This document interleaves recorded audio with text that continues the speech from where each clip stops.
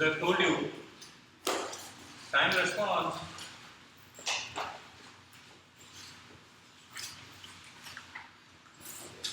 you have transient response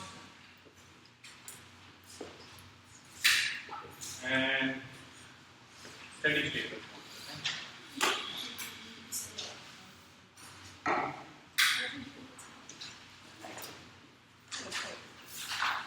And for this chapter, what we're trying to do is we're trying to understand this transient response. Okay? So we have looked at different parameters. So I'll take an example and show you what these mean. So let's say you're given g of s is equal to 100 plus or divided by a square plus 15s plus 100. Okay? You're given such a system.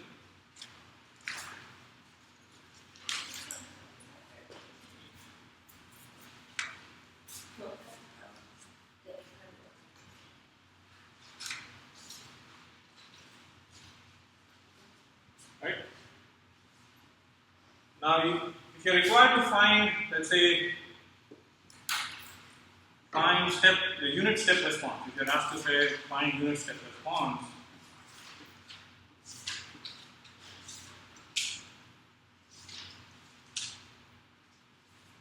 it will simply be C of s is equal to G of s into R of s, where R of s is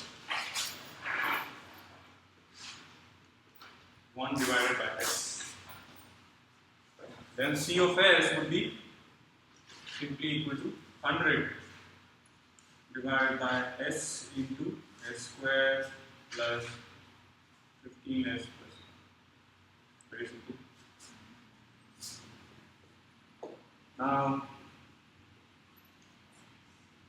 if you are asked to find omega n and zeta,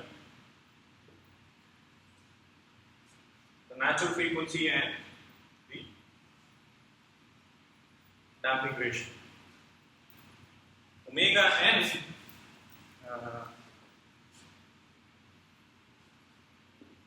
what is omega n? Omega n is simply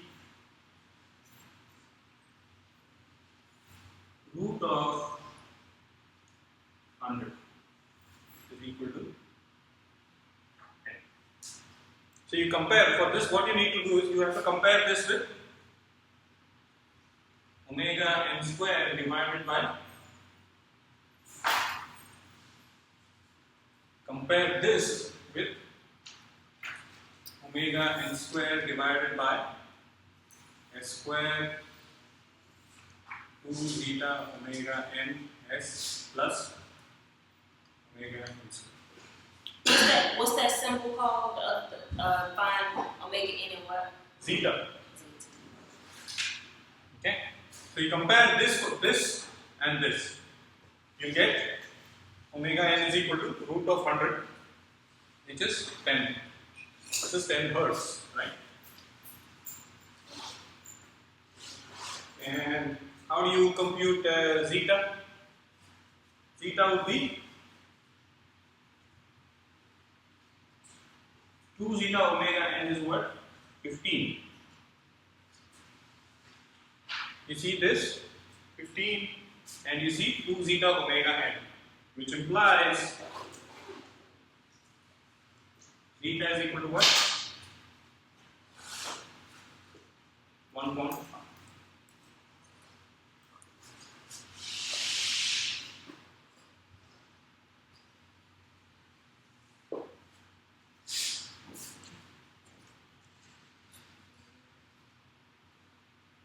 Now, if you want to compute the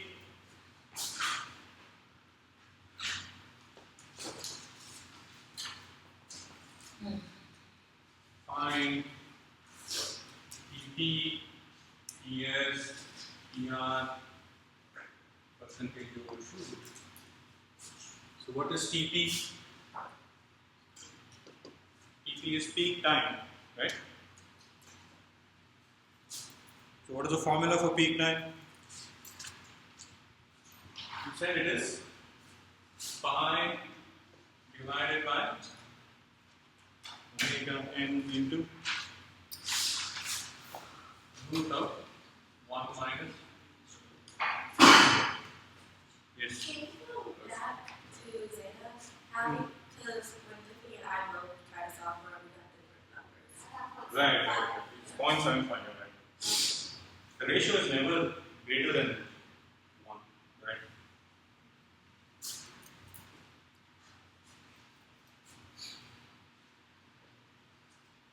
This zeta is never really greater than 1, right? If it is greater than 1, what does it mean? The system is unstable. And when we talk about this, we are always trying to talk about stable systems. When is this 1? When is this zeta 1? We have Or when is the zeta 0? For an undamped system, the zeta is 0. So the value is always between 0 and 1. I have a question. We have omega n square root of 100. It says equals 10. What's after the 10? First. Hertz.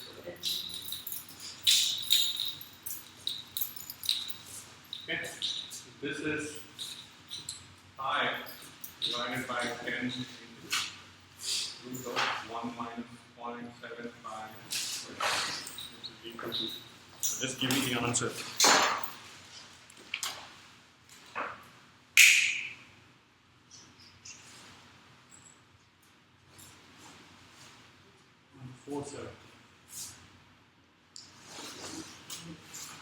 And what is the unit of this? Second. Because it's time, right? Ts is settling time is 0. So here is something you have to know. 4 over zeta omega n. You're going to get 0.5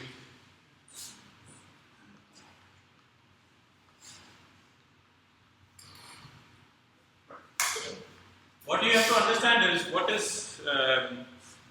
intuitively what you have to understand is, this has to be greater than this, correct? The peak time has to be, the settling time has to be greater than the peak time. It cannot settle before it has reached a peak. Okay? So that is a check for you guys. If you are doing this for your assignments, for your exams, you have to understand what you are doing. Try to remember that curve, that waveform, so that you know what is happening. Okay? Percentage overshoot. Huh? TR, we'll do TR. Percentage overshoot will be e to the power of minus zeta pi.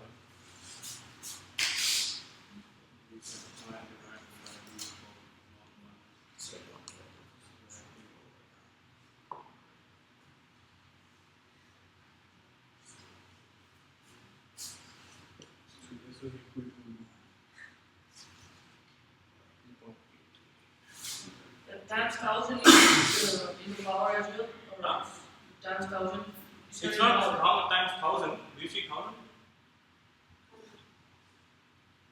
Oh, sorry. 100. It's percentage. So whatever you get with this, you just multiply that by 100 to make it percent.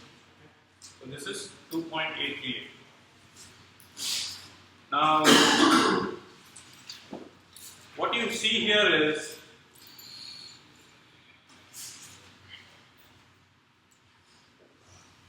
so think about this, okay? Just give this a little bit of time, or let's do this. ER is You have to refer for TR, there is no formula as such. You have to, there is a formula, but you'll be given that table, that figure 4.16. So you have to look at that and figure out the TR. Okay? And it's very simple. When we do the lab, you'll understand how to do it. 0.23. Okay. Now give this a minute, or give this a look, a hard look. That's 0.23 seconds. 0.23 seconds. How do you get that in? Huh? 4.16. The truck. What else? 4.16. So we cannot use that 2.2 over anymore, right? That is for first order systems. We are talking about second order systems. We have moved on from first order systems. Right. So in this one, we're just always looking at the table. You can actually, if you look at the table, they do have a formula for TR. If you look at the footnote for the table, they have mentioned, they have given you a formula, and the table is constructed according to the formula. Okay? Just give this a look and tell me what you see here. See, if you look at these, can you determine these experimentally? What? Can you determine these experimentally? What do you say when you say yes? What do you mean when you say yes? There was a point, could you just time it? Like the Huh? time it takes to reach the peak, the time it takes to set Huh? Like you did in the lab, right? Is that Right. So you can determine if you just do that plot, right? If you have an encoder attached, you'll get that plot. Looking at that plot, you can determine these without any formula. You get it? Everybody is with me? What does that mean? For example, if you know percentage overshoot, right? You look at it, you know what the input is, you always know what the input is, you know percentage overshoot. Can you determine this data from that?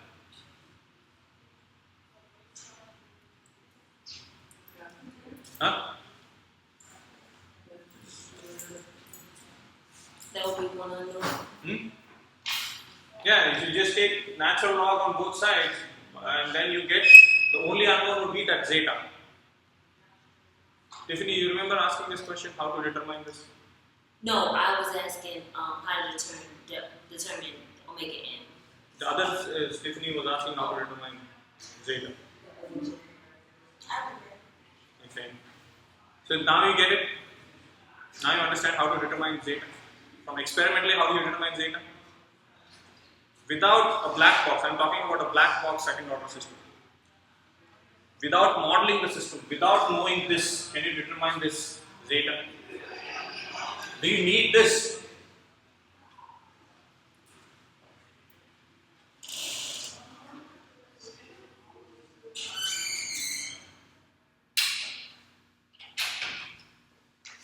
Do you need this to experimentally determine your zeta? No, everybody understands that, right? How you can experimentally determine. You have to just give it you have to just know what this input is, which you'll obviously know from what you're supplying. If you know that, you do the plot, and from that, you know what this percentage overshoot is. Okay? If you know percentage overshoot, you know zeta. Okay? Now you know, let's say you know zeta, right? You can use either this, or this. At least this one and this one to figure out omega n. Right? Once you know this omega n, what do you have to do? You just have to substitute those here. So the zeta, take this is a general representation. You substitute omega and zeta value here, what do you have? You have this system. Okay? So this is the mathematical model of the system. So what you have done is you have gone the other way around to figure out the system. Correct? So a lot of times what happens is we are not able to break the system. For example, we cannot really, if we get a system which we know is a second order system and we want to model that, we want to analyze that system without really breaking apart the system, we can go with something like this. You experimentally determine what the output is and figure out what these parameters and link that to what the system is. Okay?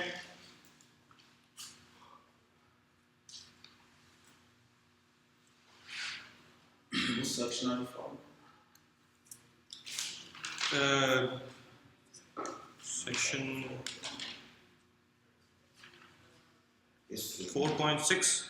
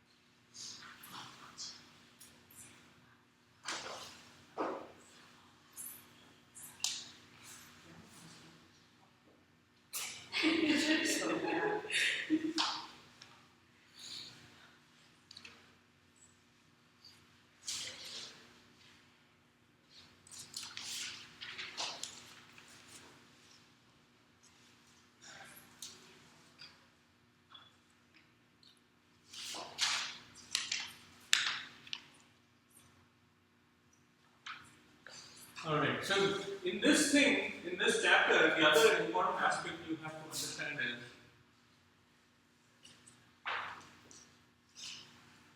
role of poles and zeros.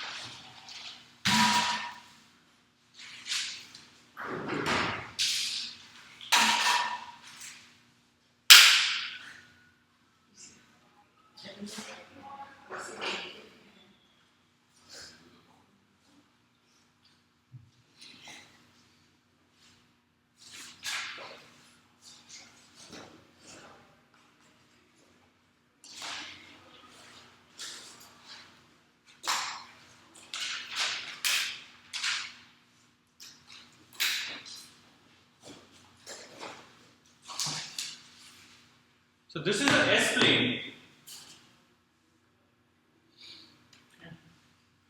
and this is how the poles are made. So what kind of poles are these? What kind of poles? I don't even know about the types of poles. Of course you learned what type of poles. Or what kind of groups are these? These are complex poles. Oh. So you have complex, imaginary, real, repeated, real, distinct. Imaginary. Huh? Imaginary. I thought that J was our imaginary. They are complex. J doesn't stand for RI. Yeah, but when is it imaginary? On this side, on that. When is it imaginary? They have to be exactly on this line. The zeta component, the sigma component has to be 0. Only when they are imaginary. If the poles are, these were on this line itself. J omega line, this is a J omega line, right? If the poles are exactly on that line, then they would be imaginary. Here, it has a real component and an imaginary component, both. You see that? Those are complex poles. You don't see it? All of you? You understand what the difference between complex and imaginary is? Can you explain one more time? What is complex? Complex will have a real part and a imaginary part. You understand real and imaginary? Yes. Oh, okay. That's what you're saying. Whatever this, for example, take this 1 and 1. Complex poles or imaginary poles will always exist in pairs. They don't exist by themselves. Okay? So 1 and 1, what is the real part of this? Sigma value. Whatever sigma value is here. Okay? So if we say this is 1, 2, let's say this is 1, 2, 1, 2. This poles 1 are what? Minus 1 plus or minus j. Right? So they are, this is complex because there is a real part and the imaginary part. What is the imaginary part? How much is the imaginary part? Sorry, 2. It is 2. Sorry. Okay. But Yeah. Minus 2 plus or minus 2j. Got it. Okay? 2, 1, 2, right? 1, 2. What is this point? The first one, first system. So these represent system 1. Okay? These represent system 2. These represent system 3. Got it? So system 1, what are the poles? Minus 2 plus or minus 2j. There are 2 poles. This is second order. We are talking about a second order system, right? So you see the 2 poles? Second order system. Okay. So if you look at system 1, 2, 3, what part is increasing between system 1, 2 and 3? Huh? So the imaginary part is increasing. The real part is the same, right? So if you plot this system, if you plot system 1, 2, 3, what you're going to see is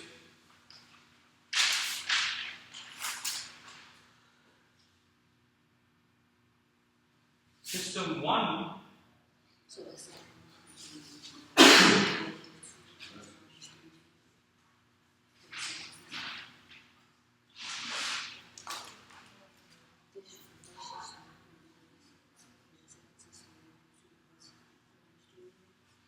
so this is 1, this is system 2, this is system 3.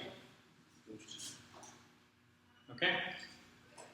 Is it, are you guys following? Is it too confused? Is it okay? I lost my background. So don't talk. Focus on it. Okay, discuss later. Okay? So this is system 1. System 1 follow this, I'll make this dotted. Okay? Better? This is a system response essentially. So you have P and this is C of T. This is a unit step response of system 1. The dotted line. Make sense?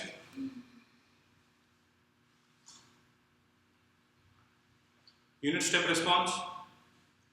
No? Nobody's following?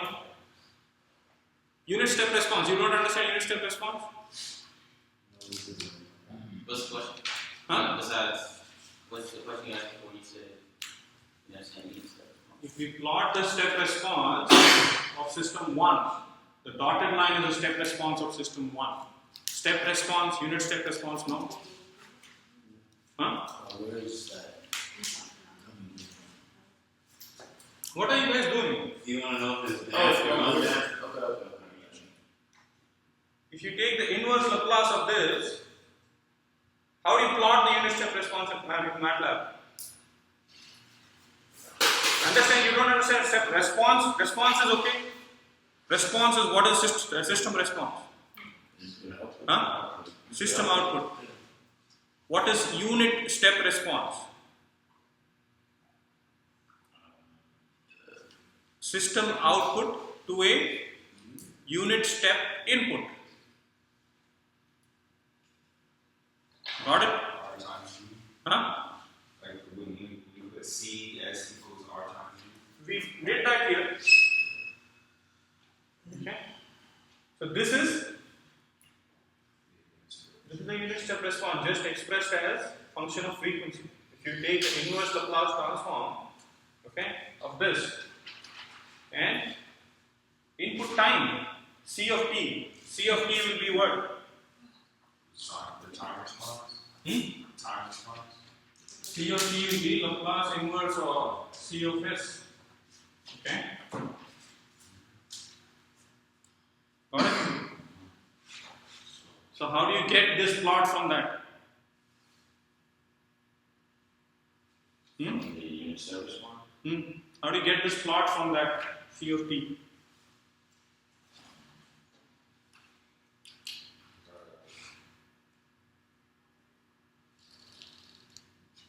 First you gotta solve for the CST. Huh? You gotta find out the CST, like the partial decomposition. Let's say let's take this example. Okay, 7 by 5 minus, this is what you guys did in the listing. E to the power of minus 5t minus 1 over 4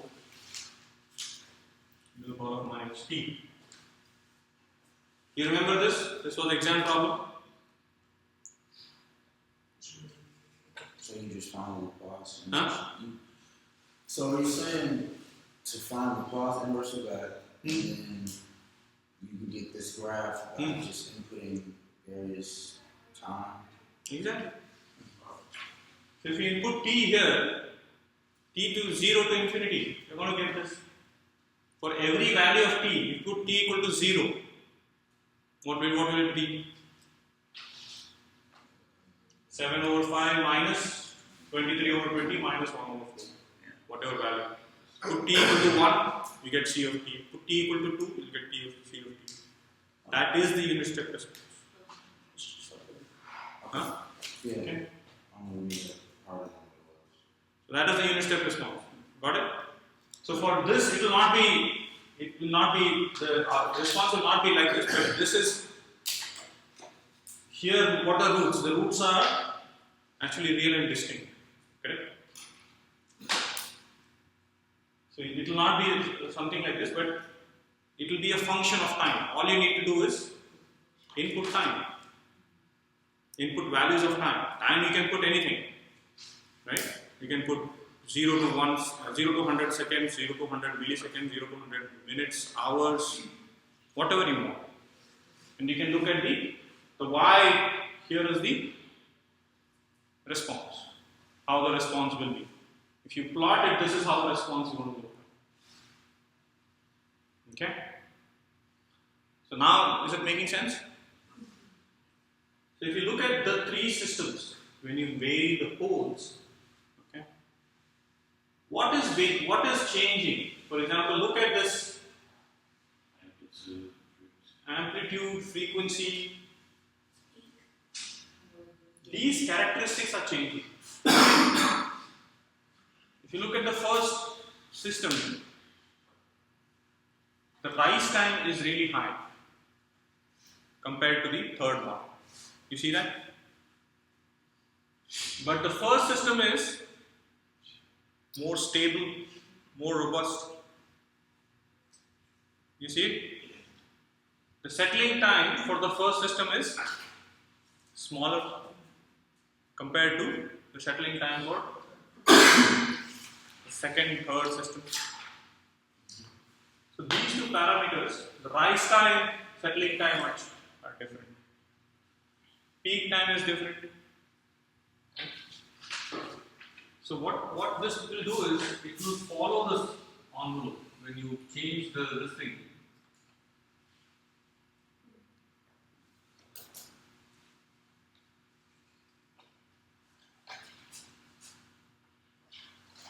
Okay.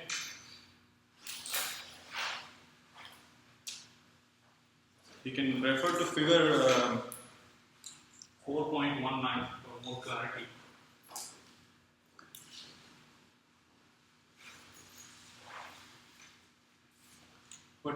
understand is these poles can affect certain characteristics of your system, and you can add these poles to your system by changing certain parameters. So how do you change the parameter of let's say a spring mass damper system? If you want between this one and this one, what parameter are you going to change in your spring mass damper system?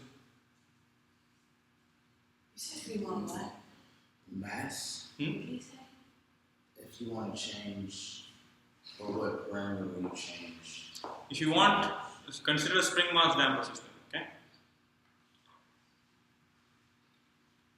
If you consider a spring mass damper system, you looking for, let's say, this response, The second. the second one, but you are getting the first response. Now you do the analysis. You know what the spring mass damper system is, right? You know the poles and where the poles are of that particular system, of system 1. Okay? And then you're not happy with that response. So how do you go about going from this response to this response?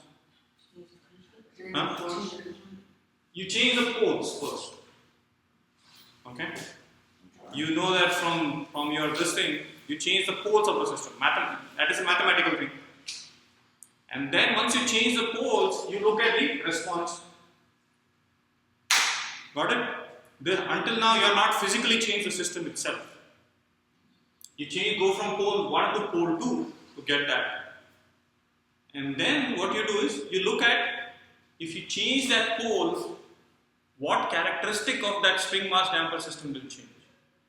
The spring constant may change. The damping coefficient may change. So by replacing that system with another spring, right, you may be able to get this system.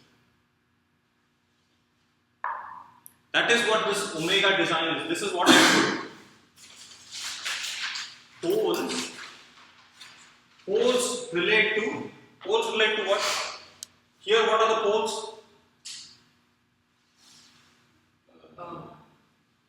Poles are what? The roots of this, right? Poles relate to this omega and zeta. Okay? So if you have designed a particular system and you look at the response, it is responding like this. Now you want to go back and change that system because you don't want a system responding so slow. So you don't have to do trial and error. You don't have to okay, let me change this spring, let me change this mass, let me change this damper. What you can do is you can do a mathematical analysis. You have to just change the poles, figure out what the response is. Then you say if you're happy with the response times. Then you translate that to damping coefficient and natural frequency and relate that damping coefficient and natural frequency to what the system is, what the physical system is. Okay? So we'll is this clear? Little bit? Yeah, as much as it's complete. Hmm? Yeah. As much as okay. Alright. Any questions so far? We'll have to look at a little more parameters on this one. What we'll do is next class we'll wrap this up, this chapter, and we'll go to the next chapter. Chapter 6 is what Sounds good.